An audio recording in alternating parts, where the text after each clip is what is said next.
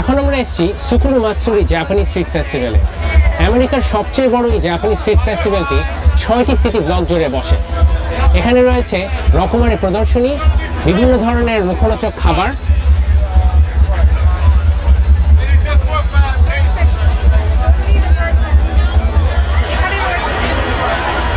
এখানে রয়েছে রকমারি প্রদর্শনী, বিভিন্ন ধরনের